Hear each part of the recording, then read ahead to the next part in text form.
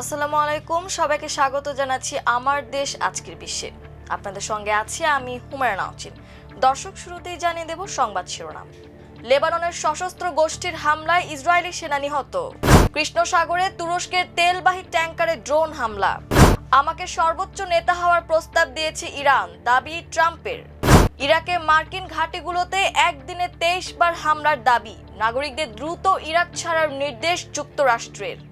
যুদ্ধ বন্ধে যুক্তরাষ্ট্র ও ইরানের মধ্যে মধ্যস্থতা করছে পাকিস্তান। পাকিস্তানের অনুরোধে ইরানের 2 কর্মকর্তাকে হিট লিস্ট থেকে সরালো ইসরায়েল।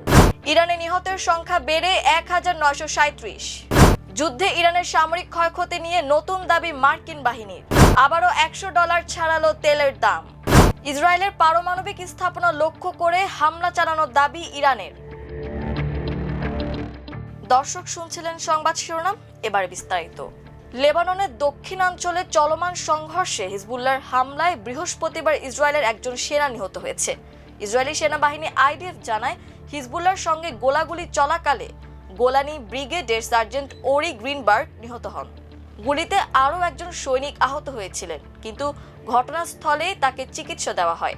এ নিয়ে ওই এলাকায় নিহত ইসরায়েলি সেনার সংখ্যা বেড়ে দাঁড়ালো 3 জনে। খবর জেরুজালেম পোস্টের।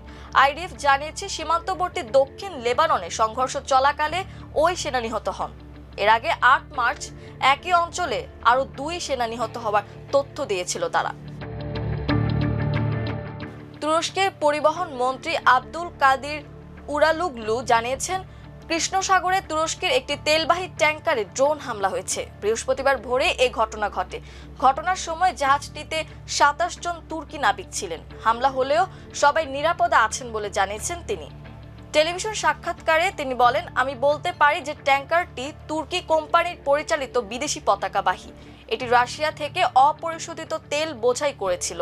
মধ্যরাতের পর আমাদের জরুরি কল সেন্টারে বিস্ফোরণের খবর জানানো হয়। তিনি আরো বলেন, সংশ্লিষ্ট কর্তৃপক্ষকে ঘটনাস্থলে পাঠানো হয়েছে এবং পরিস্থিতি নিবিড়ভাবে পর্যবেক্ষণ করা হচ্ছে।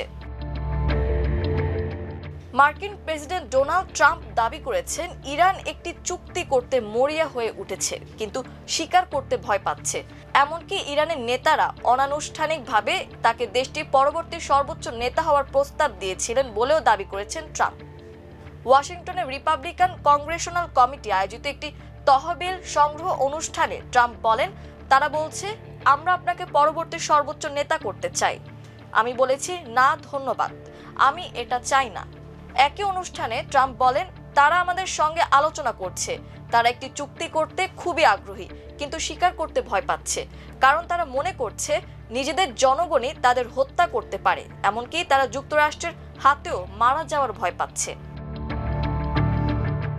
ইরাকে অবস্থিত যুক্তরাষ্ট্রের দূতাবাস দেশটিতে বসবাসরত মার্কিন নাগরিকদের জন্য একটি নতুন নিরাপত্তা সতর্কতা জারি করেছে।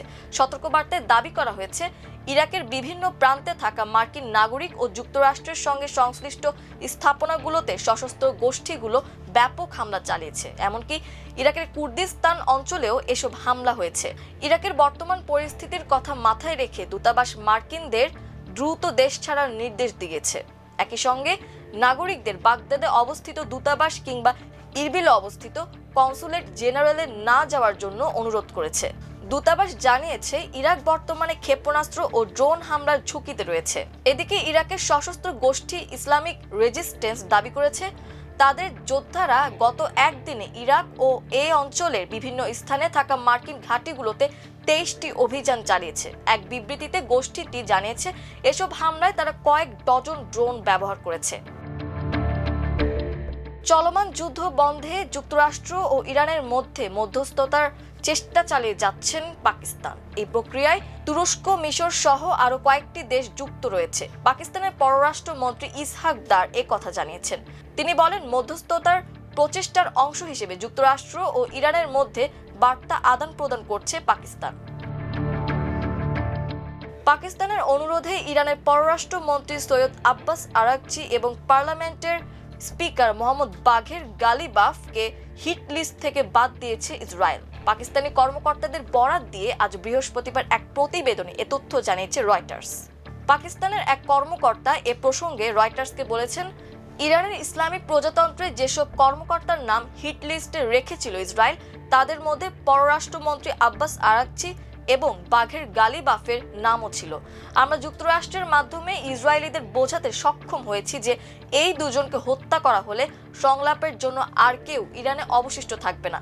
এরপর যুক্তরাষ্ট্রের আহ্বানে সাড়া দিয়ে এ দুজনের নাম হিট লিস্ট থেকে সরিয়েছে ইসরায়েল। ইরানে মার্কিন ইসরায়েলি হামলায় নিহতের সংখ্যা বেড়ে 1937 জনে দাঁড়িয়েছে। ইরানের উপস্বাস্থ্যমন্ত্রী আলী জাফারিয়ান আল জাজিরাকে জানিয়েছেন, যুদ্ধে এখন পর্যন্ত কমপক্ষে 1937 জন নিহত হয়েছেন। নিহতদের মধ্যে 240 জন নারী এবং 212 জন শিশু। উপস্বাস্থ্যমন্ত্রী জানান, যুদ্ধে এ পর্যন্ত 24,800 এরও বেশি মানুষ আহত হয়েছে, যার মধ্যে প্রায় 4,000 নারী এবং 1,621টি শিশু রয়েছে।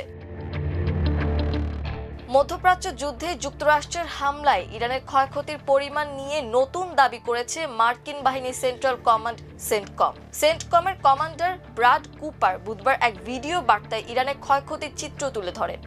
ব্রাড কুপারের দাবি, যুদ্ধের 3 সপ্তাহের বেশি সময়ে ইরানের 10,000-এরও বেশি সামরিক লক্ষ্যবস্তুতে হামলা চালিয়েছে যুক্তরাষ্ট্র। এ সময় ইরানের আকাশে 10,000 বারের বেশি মার্কিন সামরিক উড়োজাহাজ উড্ডয়ন করেছে। এসব হামলায় ইরানের আকাশ প্রতিরক্ষা ব্যবস্থা দুর্বল হয়ে পড়েছে। ইরানের নৌবাহিনীর সবচেয়ে বড় জাহাজগুলোর 92% ধ্বংসের দাবিও করেছেন সেন্টকমের কমান্ডার। তিনি বলেছেন, ইরানের ড্রোন ও ক্ষেপণাস্ত্র ছোড়ার হার 90% বেশি কমে গেছে। একই সঙ্গে ইরানের ক্ষেপণাস্ত্র, ড্রোন ও নৌযান তৈরির কারখানা ও শিপইয়ার্ডের 2/3 বেশি ক্ষতিগ্রস্ত বা ধ্বংস হয়েছে।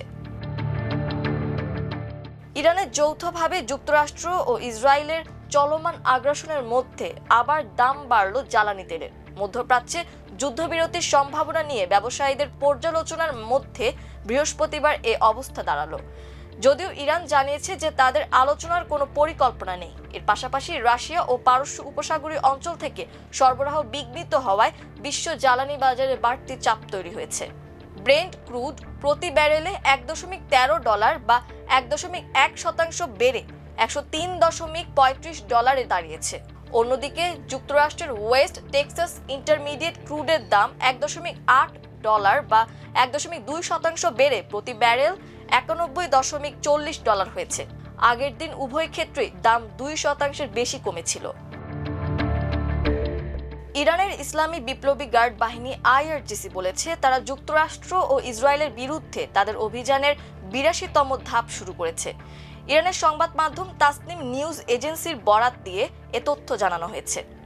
IRGCর পক্ষ থেকে বলা হয়, বৃহস্পতিবার ভোরে এই সর্বশেষ ধাপের অভিযান শুরু হয়েছে।